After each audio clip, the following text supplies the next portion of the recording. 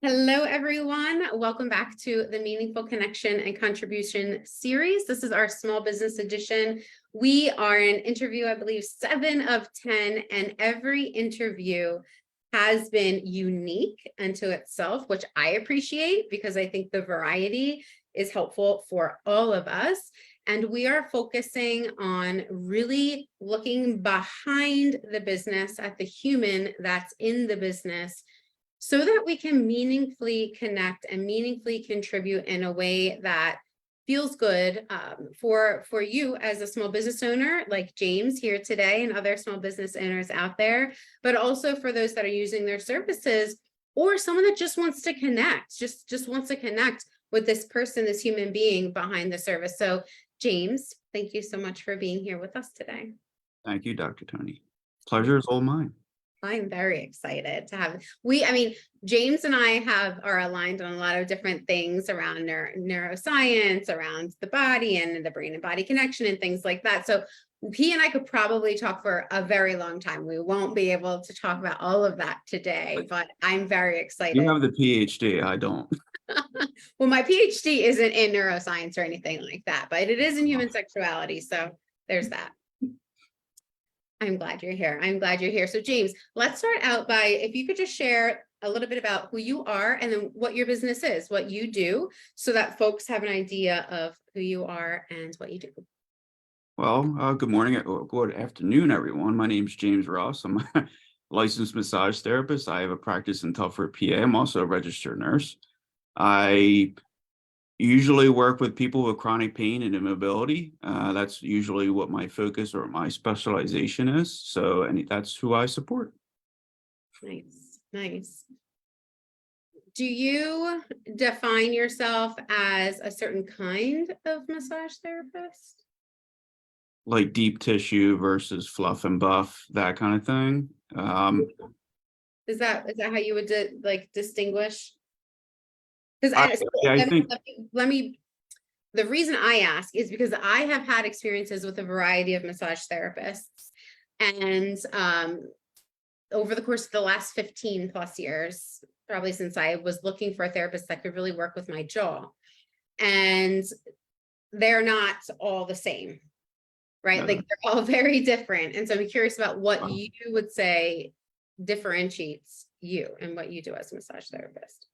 Well, I think in terms of, I don't really like to say technique because techniques isn't what people really care about. They just care about what problems you solve.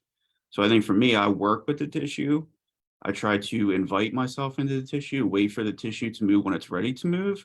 Especially, I think it's important to relax the nervous system before you even move or work with the tissue. It's not just pushing into the tissue with as much force and gusto as possible. I think you need to work with and allow it to move when it's ready to. That's how I move. And you go deeper through each layer. Okay, so you like to do deeper tissue. You like to really get in there and help to resolve some of the roots of the physical ailments, right?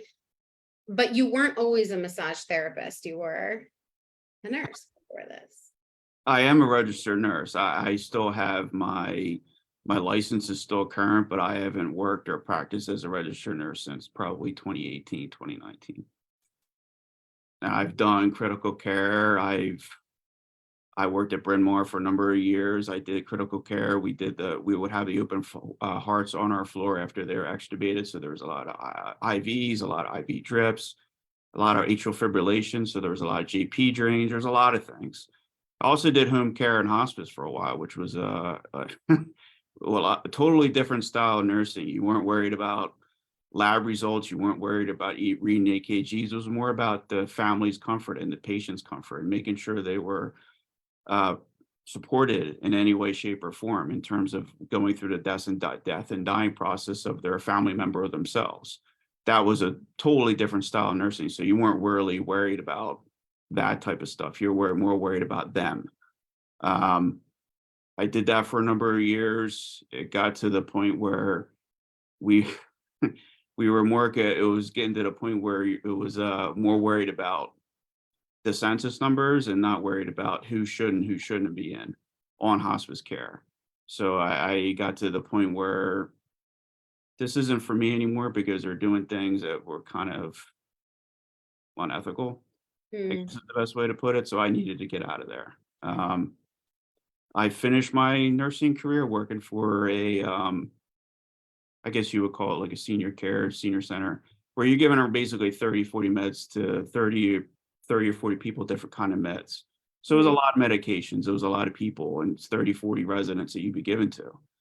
And I got to the point where when I was on orientation and I just simply bent down and my back went out.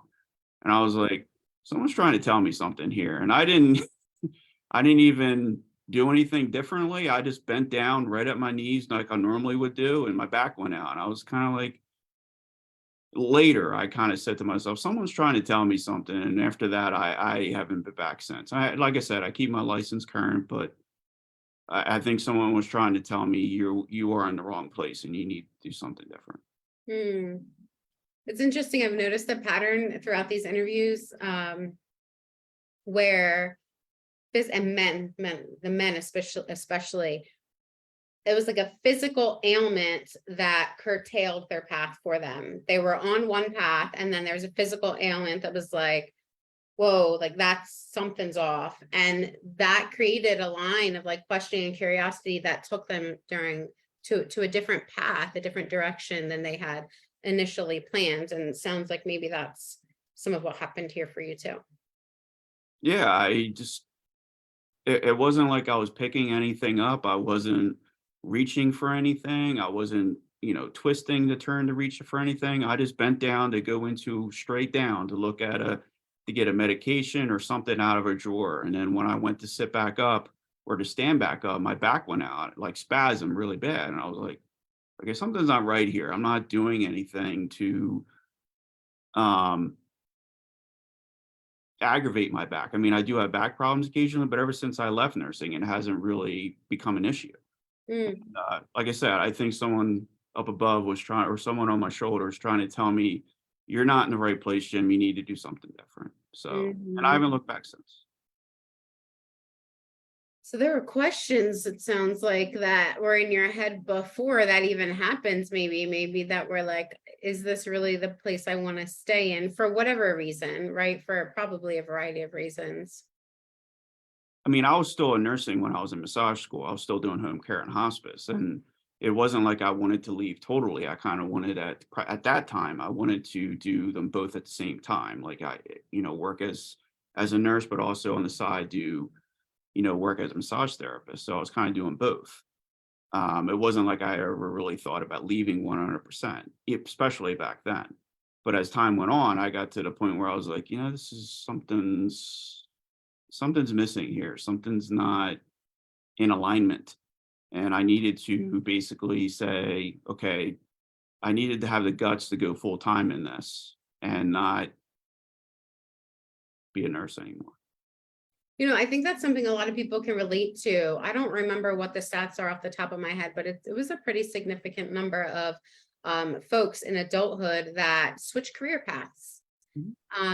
It's pretty common, but also it can be scary because if someone has worked to get to where they're at in their education, in their degree, and in their career, and then they have this moment that's like so significant they can't avoid it anymore, that there's something that's saying let's try something different or try something new, to actually take that leap.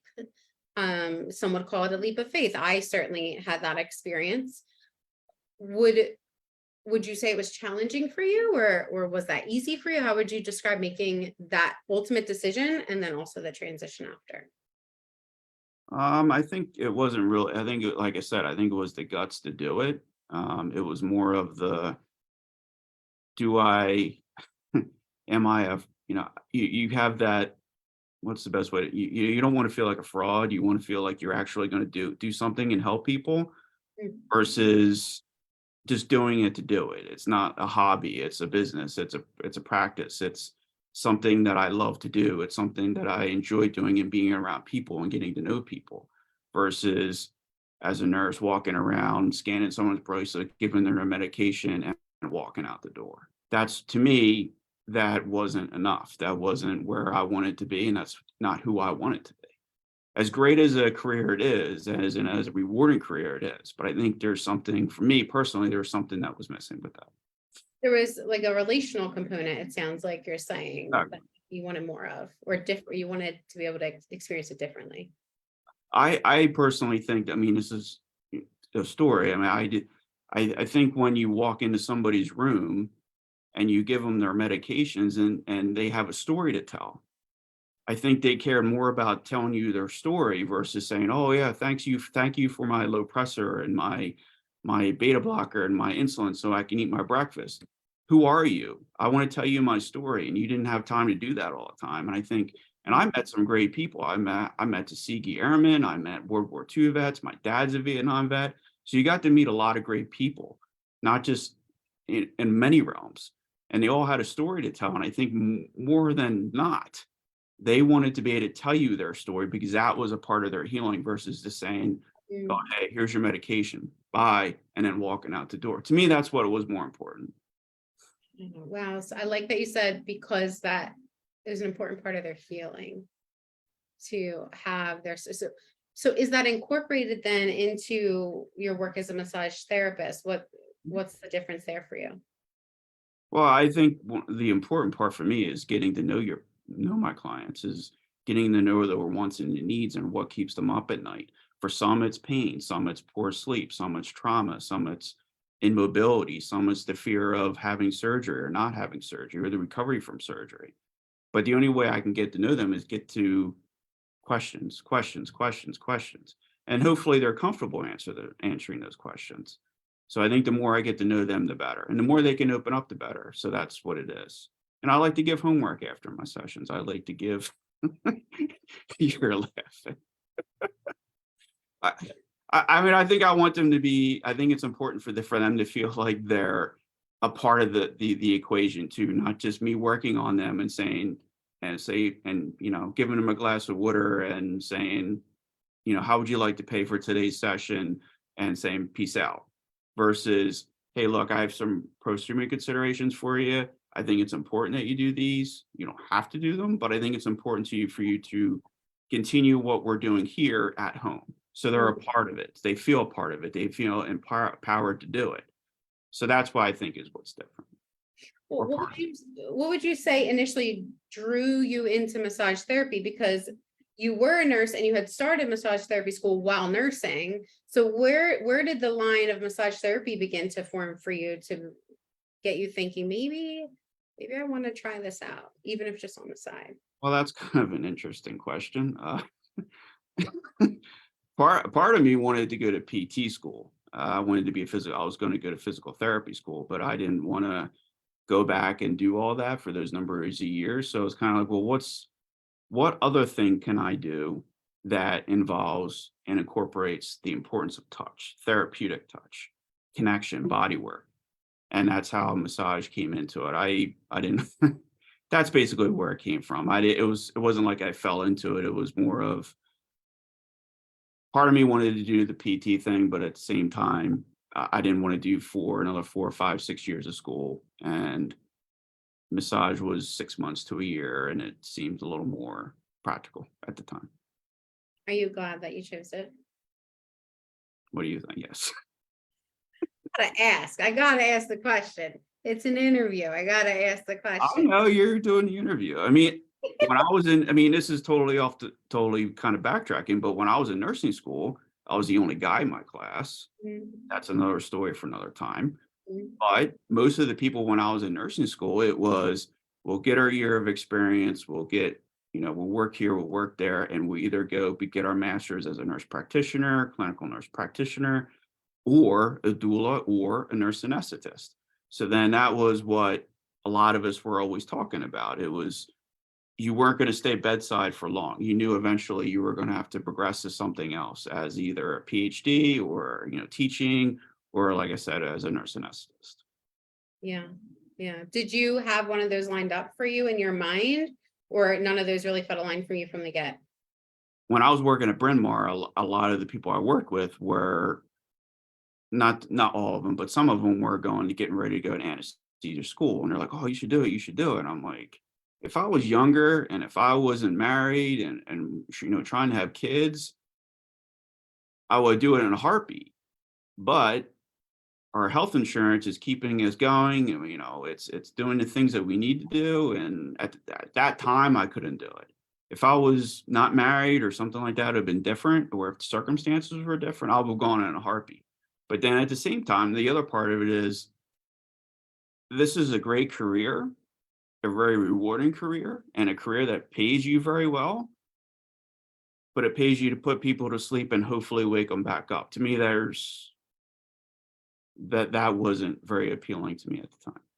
So there's still that relational component, right? That even then you were thinking about, I want to be able to have a more meaningful connection, hence the series, right, that we have going on here, right? This more meaningful connection with people that I am supporting and serving in my profession. And it also sounds like you have had an idea of the importance of body being a part of that, the brain and the body. I know that from our conversations, but has it always been like that for you, or did that come as a result of nursing school or some other experience where you started to see how vital it was to incorporate the brain and the body in those connections when you support people? I think in the beginning it was more just about the body. It was worrying about uh like being in anatomy and physiology and the origin and insertion, and worrying about where the muscle starts, where it begins, and working that in a particular area. But then at the same time, as you move on and you move forward, you get take more advanced classes, whether it's in myofascial work or cranial work or any of those type of therapies that really blend the mind and body together. You have to say to yourself, okay, this hurts here, but where's the connection up here or anywhere else? Because at the end of the day, everything is connected. So you need to kind of work with the nervous system and figure out and be a detective in some way, shape, or form to where those things are connected and what's affecting what part. Yeah. Yeah. So that evolved for you over time, it sounds like. Mhm. Yeah. Cool. Let's take a little bit of a pivot and see if we can learn a little bit about, you mentioned, you're married and at the time you had wanted to have kids. You have kids now, yes? We have three. Yes. Three. And how old are your kiddos? I got a 14-year-old, a 9-year-old, and one that just turned 12 today, actually. Oh, happy birthday. Yeah, she's my little redheaded terror. So how do you, as a dad and a husband, a dad of three and a husband who also, is running and growing his own small business, how do you tend to manage those different parts of your life? Do you feel like you have a good flow going on, or are there things that tend to be more challenging as you navigate those? Well, I think like everybody, we have those days and those weeks where everything goes smoothly and it there's no ripples in the water and all that, and there's other days where you feel like you kicked a dog or something. So it's kind of, you don't know sometimes where you start, where you begin with some of that, and you just kind of let things come as they go. But at the same time, I think for me, part of it is the advertising and the marketing. You get to the point where you feel like, do I post every day? Do I market every day? Do I do this every day? Do I not do this every day? Do I post more about this versus that? Talking about stories.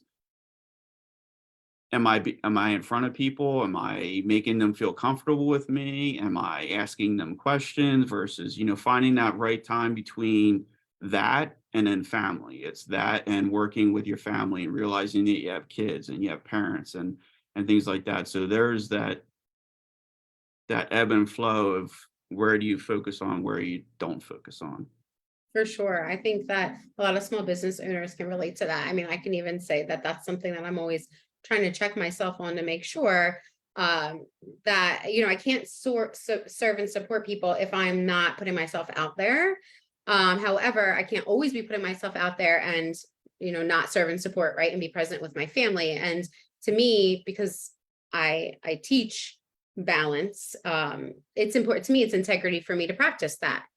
So it's I feel very strongly about finding a sense of foundation so that we can go with the ebb and flow of life, but also feel like we're respecting, our own boundaries, our own priorities, our own values, and things like that. So it sounds like you have an ebb and flow that. It, it's finding the balance. And sometimes it's hard to find out where that balance is. You need to have, as you said, having boundaries. You need to learn. I think sometimes what's hard for me is to say no. And I don't mean no to my kids or my daughter who wants this on Amazon. I mean saying no to somebody that wants to book a session when you already have that time blocked off to spend with family or to do networking. So having that opportunity to say no is one of my issues that I sometimes try to either ignore it or not to say no, and I say yes when I should have said no.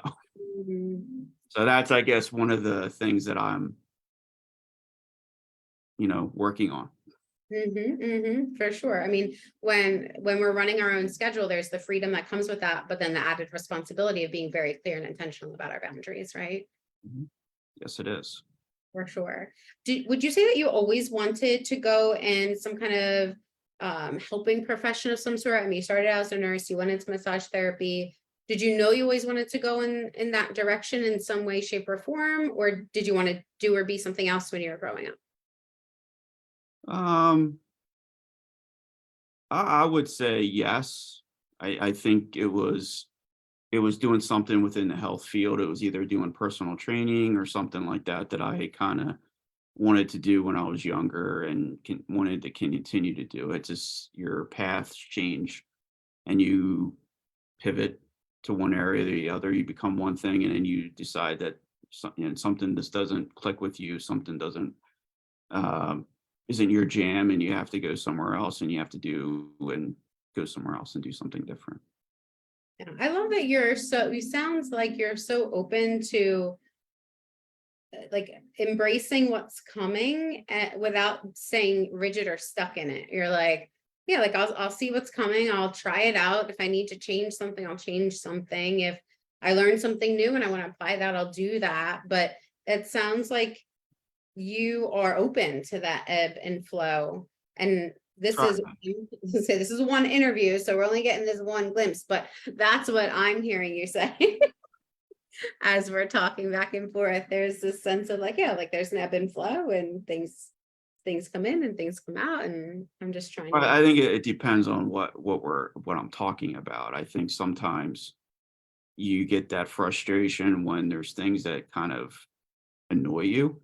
So then it's whether it's with the way people act or how they do it or how they not do it, it bothers you in certain ways. So I guess the key is how you let it react or how you let it affect you. So then it depends on the situation. And some things I just kind of like I let it go flying over my head, and other times I grab onto it like a pit bull with a bone, and it's a little different. Okay, well, that brings us. Especially when it comes to the family and it comes to my kids. It's you know, I guess that's another conversation for another time, but there's some, certain things that all parents go through it, but there's certain things that you just kind of grab onto and you want to, you want to scream, but They're certainly more challenging than other things, for sure. For each of us, it looks a little bit different for each of us. I was going to say that brings us to our challenge, but before we go there, if someone's listening in right now and they're curious, right? Like they're curious about who is this guy and would I want to connect with him in some way, whether it's to collaborate or to work together or whatever the case is. What would you for sure want them to know about you? Like what are maybe like 2 or 3 main things that you feel are so core to who you are and the life that you're living, that you would really want someone to know and understand about who you are? well, I think the important part is the first part of it's communication is getting to know them and how can I help them. The other part of it is if I'm looking at other practitioners or other practitioners in the area, whether they are massage therapists or not, it's about to me, it's about collaboration.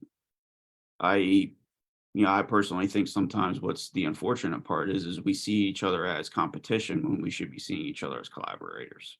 Agree. And I guess that's the biggest thing that I would say from that. So communication is something you value, and collaborating Yep. as well. Awesome. Can you tell us, before we head into the challenge that you brought for me today, can you tell us where folks can find you if they want to reach out and connect with you?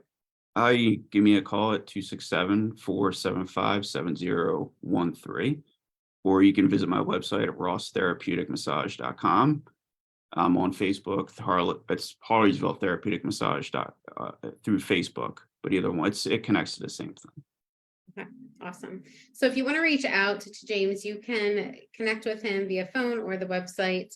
But I asked you to bring with you a challenge so that I can support you. And I've asked all of our participants to do this.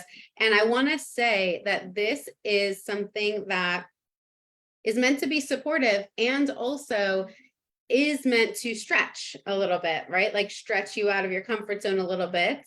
So that it's a support to you. It allows me to meaningfully connect and meaningfully contribute.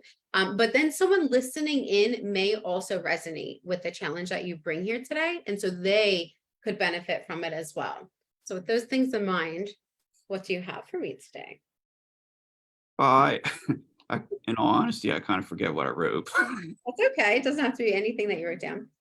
But I think one of the things that frustrates or is an issue is having the mindset that I can't help everybody, and I don't want anybody and everybody on my table. I don't want to be, and I'm taking this from somebody. I don't want to be the Walmart of massage. I want the people that on my table that value what I do. They value my treatment. They value my time. And I want to bring value to them. I want to give them experience. So the mindset part of that is, okay, what am I doing wrong? If that's the way to put it, Yeah. that somebody comes in and you never hear from them again, or they say they're going to rebook and then they ghost you. I guess that's part of my mindset is, okay, if I personally feel like that I helped you and I got to know you and what you needed for today, and I ask you, could I have done anything better to improve your session for today or the results or whatever? Where does that, whereas if you say yes, oh, you did everything. Where does it go from there? So then it comes into that thing where you start to feel like an imposter and you start to go, okay, what am I doing wrong here? What do I need to learn from this? Is there anything I need to learn from this? Or is it one of those things where I should just say, you know what, they weren't right for me, I wasn't right for them, and I just need to move on? I think that's a really good question. And imposter syndrome is something a lot of folks struggle with. So I'm glad that you shared that and that you brought that up and you worded it in that way. Let's start with, so right now, there are some folks that are coming in and you would like to have continual kind of ongoing clientele rather than, kind of one-off type of clientele. How do you currently market? What do you mean? Like I post through Facebook, Instagram, LinkedIn. I do blog works for my website. So it's constantly new material, especially my friend that did my website. He flat out told me for SEO purposes, you need to do blog work. So that's what I've been doing. Well, even just in this one conversation that we've had today, it comes back to relationships, keeps coming back to relationships, right? You're like, when I was in nursing, I tried these different things in nursing because I wasn't feeling like I could really get to the meat of their story. I wasn't feeling like I could spend time with them. I wanted to be able to relate and connect with them more deeply. And then, that led you into massage therapy. And so now we're in massage therapy and you're like, I want to be able to, those that come to me, I want to be able to continually connect and relate to them in a way that's meaningful. So it's coming back to relationships with you.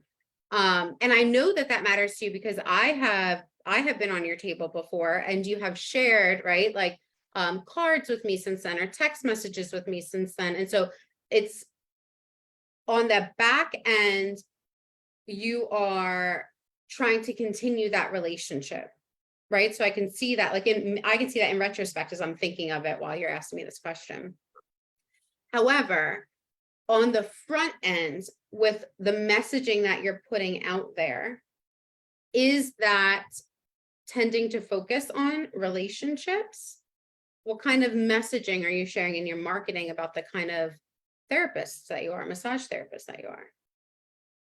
You mean in terms of the marketing, like what we're just talking about, or? Yeah. Yeah. Oh, How are you marketing yourself? Like the content that you're using and the way that you're describing you and what you do.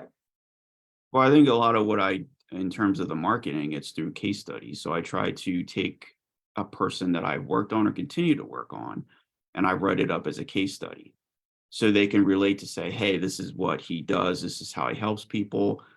I've done well, not case studies, but blog work on the importance of communication, the importance of, I even did a, I even did a blog saying, hey, I must be crazy because I went from an RN to an LMT. Am I crazy? Maybe I am, maybe I'm not. So you kind of get that idea of, oh, this person is genuine. They went from being this to that, and this is why they did it.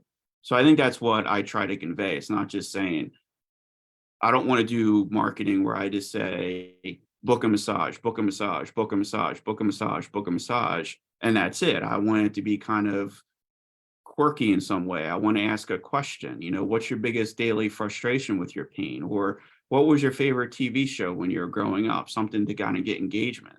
So it's not just always about massage. So it's either talking about a case study and success story with somebody, it's something personal for me, or it's something that's kind of off the wall. And what was your favorite TV show, or what do you do to get ready for the morning? Are you a coffee drinker or a tea drinker, and why? Something weird like that. That's what I kind of like. Yeah. Yeah. In the case studies, do you tend to focus on the success outcomes or on the relationship that was being built? It's probably more on the outcomes, in all honesty. I mean, it's more on the outcomes of, they came to see me for this, and sessions or treatments started on this team or this time, and you see a progression in how they got better, how they healed, and it's on, whether it's stopped or it's ongoing, that kind of thing. Okay. So there is definite benefit in posting about those, the case studies with the success outcomes.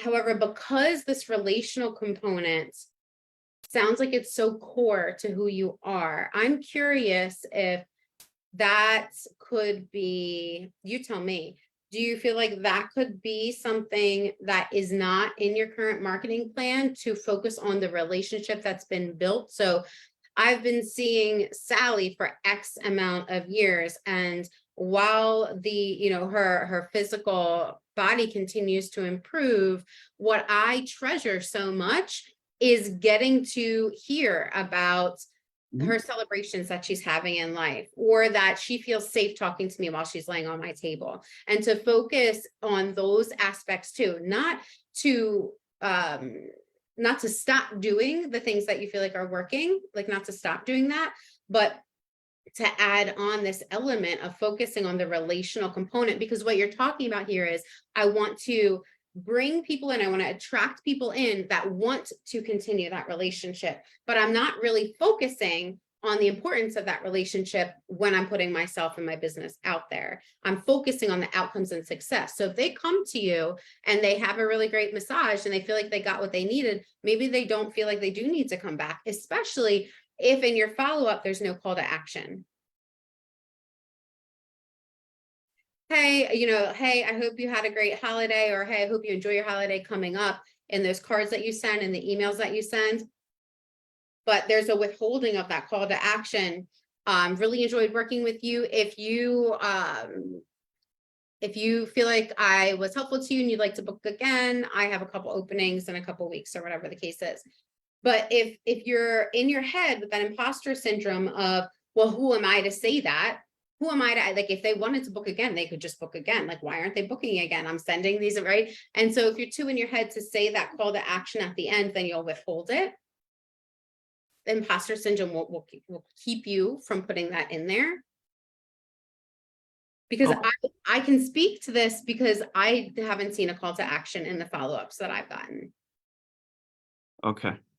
That doesn't mean that all my follow-ups are the same as everyone else's, but You caught me. No. is that fair to say? Like, you tell me. No, I agree, because I think I did this in our the presentation I did for TNT was, and part of our education we did is sure, to me, I would rather thank them for coming to the session than sending them an email that says, thank you for coming, but then having a link on the bottom to rebook. To me, that's personally, to me, I understand the call to action part of it, but I would rather send them a handwritten thank you card. But that's your style. That's your relationship style. Don't do it the email way. Don't do it the way someone else does it. That's not your style. So the call to action is the cliche way to say it in business terms, but it's your style of inviting them back. Mm-hmm. An invitation, thank you. Yeah, and thank you and an invitation, right? It's your style. So you're gonna mess around with it to see what works best for you, but you want to find your style of, I value this relationship so much, I'm going to invite you back. And the way you do that gets to be personalized to you, and it has to be because the relationship is so core to who you are and why you chose to move into massage therapy in the first place. So now people on the front end are seeing more of how you're really leaning into the relationship and how important that is to you. And you're highlighting how the relationship also benefits the client in the front end of the marketing. And then in the follow-up, you're also highlighting how important that relationship is to you, not just by reaching out and saying hi or thank you, but also inviting them. If at any time you or someone you know would like to come back, I have a few openings here, or here's a $5 whatever referral fee here, or whatever, you get to find your style, but you are highlighting the relationship component that said, this is why I want to do massage therapy in the first place. Okay. How does that feel for you? No, I agree, because it's kind of funny because I just started messing with what you're saying, in that if somebody I haven't seen in a while, I text them and saying, hey, it's been a while, I have openings, et cetera, et cetera, et cetera. Most of them have already rebooked. Who would have thought? Who would have thought? Sometimes people get caught up in life and don't think to rebook. Sometimes that, honestly, the session that they were in was all they needed for that time period. I mean, there's so many different things, right? But if you're highlighting the relationship, because that is what matters to you and the way you show up in your business and in your life, that's the best that you can do. Mm-hmm. You're just extending the invitation from that place of, I'm highlighting this relationship because I value it. They get to do with it whatever they choose. But when you're coming from that place, it's authentic. Mm-hmm. It's different than that link at the end of the email that's like automated and transactional, right? Like it's different than that.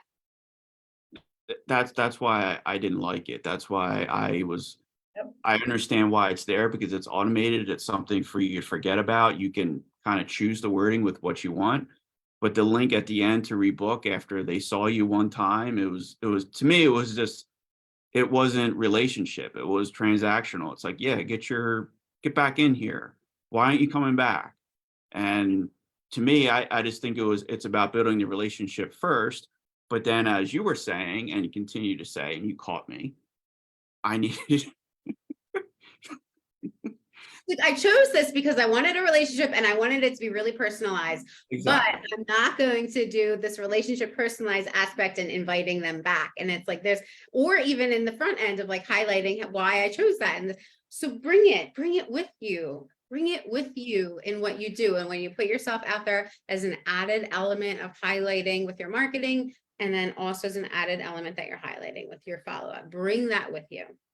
I agree 100%. Yeah.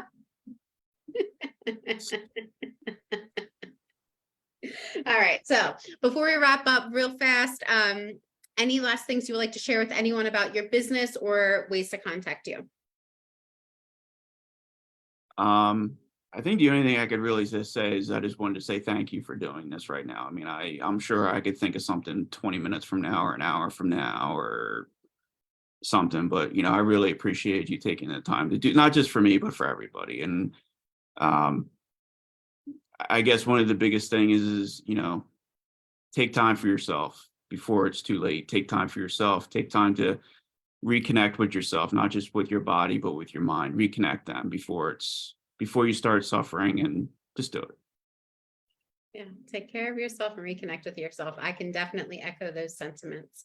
Thank you so much for being here with us today, James. The pleasure was all mine.